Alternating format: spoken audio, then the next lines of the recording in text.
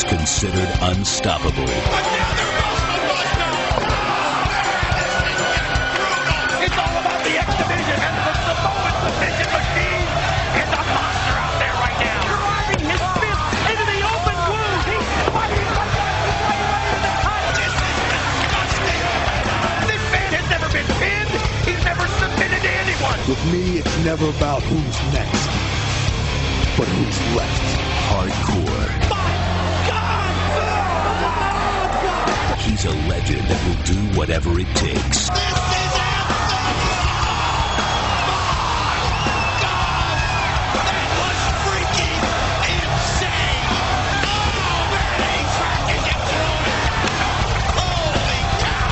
The homicidal, suicidal, genocidal Sabu.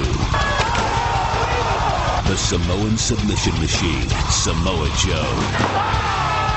Two forces collide for the first time inside 6 sides of steel for the X Division Championship. 2 wrestlers, no limits. It's the X Division Championship like you've never seen before. It's up next. It's the X Division Championship matchup. It's the challenger Sabu against the title holder, the champ Samoa Joe. Let's break it down with the X Factors. Here are the bullet points for the title matchup, and yes, it is the first of 2 championship bouts at tonight's Lockdown Pay-per-View event, the X Division title at stake. We see the X Factors, and since debuting last June in TNA Slammiversary Pay-per-View, Samoa Joe unbeaten, undefeated in one-on-one. Ever a case of 2 individuals that define the no limits catchphrase of the X Division? It has to be these 2 men. When Larry Zbyszko from the Championship Committee named the #1 contender, he picked an opponent that Samoa Joe has never faced one-on-one. It's time for the X Division Championship Showdown. Ladies and gentlemen, this is the X Division Championship contest. It is scheduled for 1 fall. Introducing first the challenger from Bombay, India, Sabu!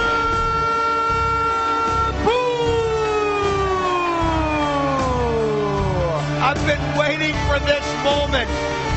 Thinking about this matchup, we called it kind of a dream match in the pre-show. But who better than 2 guys that would sacrifice their bodies for anything? 2 guys that were as unpredictable as any we've ever seen to meet up for it all on the line. Homicidal, suicidal, genocidal, the challenger Sabu in the ring. And his opponent is the X Division champion. He is the undefeated Samoan submission machine, Samoa Joe. Oh, that look on his face, that cold-blooded stare tells the story. Think of the parallels between these 2 individuals. In essence, Sabu in the decade of the 1990s, certainly a trendsetter, certainly a wrestler who, Don, as you mentioned, not afraid to put his body on the line to show everyone what no limits means. Think of this decade, think of the 2000s, and think of how Samoa Joe has been a trailblazer in the X Division. I see some very interesting parallels between these 2, and now, for the first time ever, they're going to square off one-on-one. And the prestige of the X Division Championship at stake. Sabu brought the steel chair into the 6 sides, fired it right at Samoa Joe, but he was able to avoid it. And look at Sabu go right to the offensive, going to apply the camel clutch. That's the patented move of his late uncle, the famous Sheik, and he's got it hooked on. I'll tell you, you look at Sabu, and we've talked about it so many times. You can see the battle scars. You can see the wars he's been through. That's why seeing him out there with a broken arm doesn't even faze you, because you know it wouldn't matter to Sabu. This guy can play through pain. He wears those scars like badges of honor. You're right, Don. Also, not only the steel chair that he brings to the ring, but you see his arm encased in the cast. I understand it was recently broken in a match in Mexico. Pin attempt, wow, barely a 1 count on Samoa Joe. You think a broken arm is going to stop Sabu from competing for the X Division title? Hardly. This is a person that, you know, you think about all the different matches that Joe has had, all the people people that have tried to pin him, that have tried to make him submit.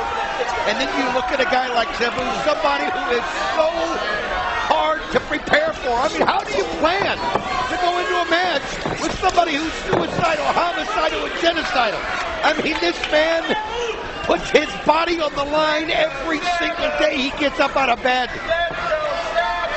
Think about this also at the same time.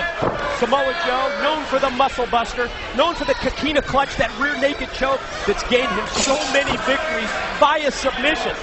Will Sabu tap out? Will Sabu submit if Samoa Joe is able to get the Kakina clutch applied? The thing about making somebody submit is the pain is so searing.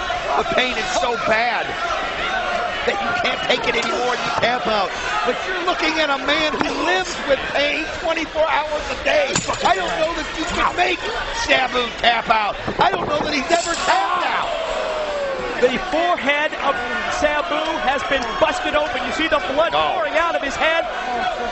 Well, we talk about how unforgiving that steel cage is, and that shows you right there. That was like hitting a cheese grater. Oh, it's busted. Samoa Joe took him and just shot him face first right into the steel. A series of kicks now off the rope. Oh, drops the knee. 280 plus pounds behind that knee. One thing though that Samoa Joe has, he just has that size, that power, and that will to win. I mean, he'll do anything for you to get the win. He has no compassion at all. And it doesn't matter to him that Sabu is a warrior. It doesn't matter to him that Sabu has done just about anything possible you can do in a ring. As far as Joe's concerned, he's just the next one on the list. Chair position by Sabu. Now spring off of it and nail Samoa Joe in the corner. What he's doing right now with that arm, he's just putting it, it doesn't matter. He's just putting it aside. Oh, he brings the chair right down on the head there of Samoa Joe. With the leg drop at the same time, and Samoa Joe going to try and roll out of the way to avoid any further pain or punishment. Sabu, check this out. Springs up. Oh! Caught him with the leg drop. And you know what? It was almost like he changed directions in midair. He got up and rolled him like he was off kilter, and he just shot himself over. And it looked like it cost him a little bit because he caught right on his spine, but he was able to connect with that leg right down the face of Joe. Almost as if he improvised right in mid-move to connect with that leg drop.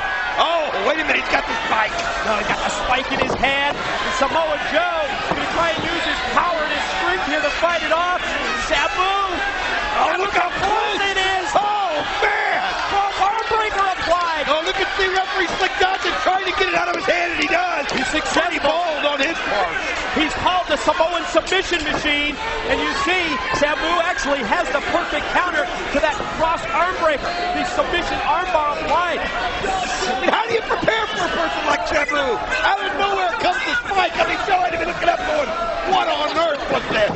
And how about Samoa Joe? The broken arm of Sabu, of course, that's the arm that he's going to target to put the submission hold on. I can't blame him for that. If a man's going to walk into the ring with a cast, that is a bullseye. That is a target. He's just pulling on it right there. And then stomping on his head. His right brings out the arm. Oh, that hurts down. Oh, man. All of his pressure behind that.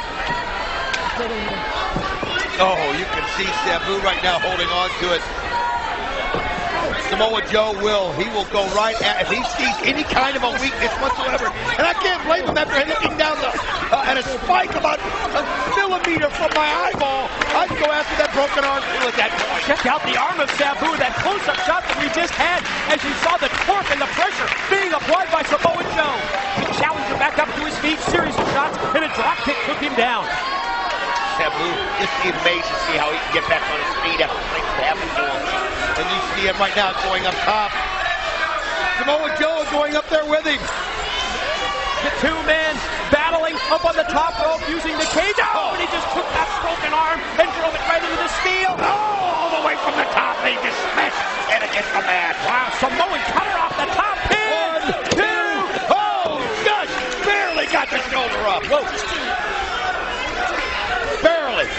From the very outset of this lockdown pay-per-view, we've told you, Don, how yes, championships, bodies, careers on the line. And yes, this is an X Division title match, but I mean, just think of these two competitors. There's no way that they're going to be able to to be the same after competing inside the 6 sides of steel. What a brutal matchup this has been. No, the steel cage does. It changes you. You don't only get scarred physically. You get scarred emotionally. You get scarred on the inside. He's got the muscle buster. They're going to hit it. Oh, he nails it. Muscle buster. 1, 2, 3. Ray keeps the title. Ladies and gentlemen, your winner and still X Division champion, Samoa Joe. Oh, he keeps the gold. He hit his patented move. He dropped him with the muscle buster, and yes, he pinned him. 1, 2, 3. He's still undefeated one-on-one, 10-plus months. No one has pinned Samoa Joe. No one has forced him to submit. I think that the pain in the arm, the broken arm, was just too much for Sabu to handle. And Samoa Joe exploited it. You could tell he exploited it. I mean, every chance he had. And again, once he was looking down at a spike, I don't blame him right there. How about that shot at the cameraman by Sabu? As we see the replay look, caught him in the corner with the leg. You talked about the spike. Here it is on display. Look how close it came to the head and the face of Samoa Joe. Caught him with the muscle buster. And here it was. It was just too much right there for Sabu. He just didn't have the strength. I give him credit for the heart that he had to get in there. Not enough, though, for the Samoan. Samoa Joe remains X Division champ to JB with Team Canada. Yeah, keep practicing, guys. Guys, if I can interrupt for a second here, just a minute. Team 3D earlier tonight, very, very strong words about you guys tonight. Strong words? Like scary strong? I'd call it Are strong. they mad, I think they're pretty mad. Yeah, the words don't matter. Because Team 3D, the last time we met you boys in the cage, we left you beaten and laid out under the Canadian flag. And the only difference tonight is we're going to raise our flag nice and high and sing the Canadian national anthem. I am so sick and tired, Jeremy Borash, of hearing the same old song and dance from Team 3D. We are Team 3D. We are the greatest tag team in the history of this sport. 17 World Tag Team Championships. Well, you know what, boys? You've never once held the most prestigious titles in the world, the NWA Tag Championships, the way these boys have multiple times. You're typical, loudmouth, American braggarts. And you know what bugs me the most about them, Jeremy Borash? Is just like the rest of America, they don't keep themselves fit and lean and trim like me and my Team Canada does. 3D, tonight it ends. And what you'll hear, in case you haven't got the words yet, is this sweet little melody right now. Let's go, guys. Oh, Canada. All right, it all happens later on. Scott, look, we got to have a man-to-man here. You got to let me know what's going on with this big announcement that management's making tonight. Man-to-man. Man, yeah. Big announcement? Yeah. I heard a little something. What's going on? I'm not telling you. Come on, man. You know what, Sabisco?